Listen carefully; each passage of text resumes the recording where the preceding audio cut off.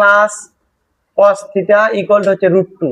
একই জিনিস, শুধু 1 এর জায়গায় √2 হয়েছে, কিন্তু অঙ্কটা কিন্তু আমাদের এইটা উভয় পক্ষ বর্গ করলে হবে না, একটা পার করে দিয়ে বর্গ করতে হবে।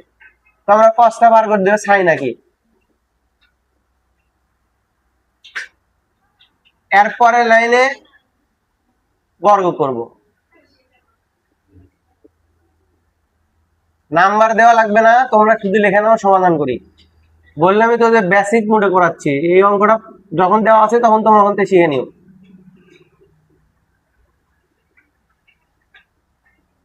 a স্কয়ার মাইনাস 2ab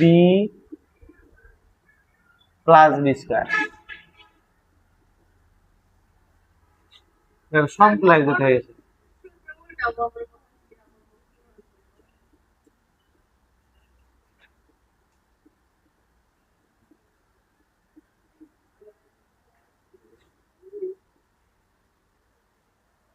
সবগুলো এক পাশে নিয়ে এসে 0 করো, তারপরে যা হয় দেখবো নি।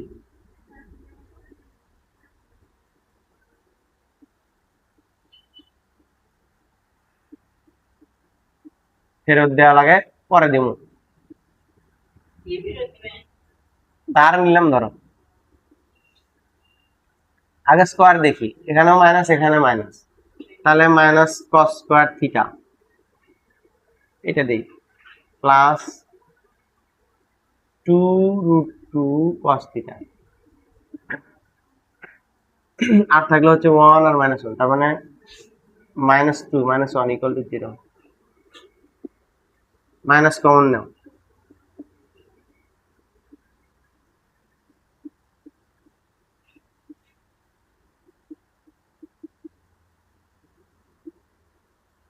ওই পাশে পার করে দিলে মাইনাস ভ্যানিশ হয়ে যাবে।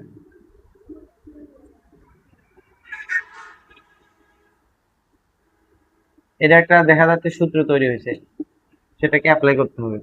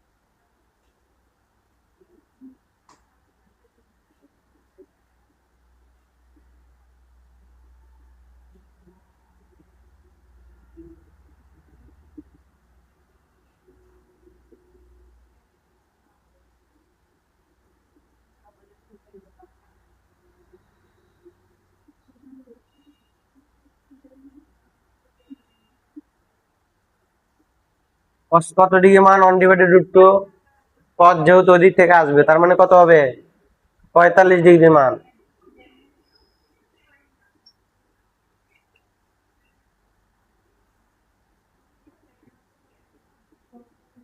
এই তোমরা গল্প করতেছো কেন? নো গল্প, এটাই অ্যান্সার।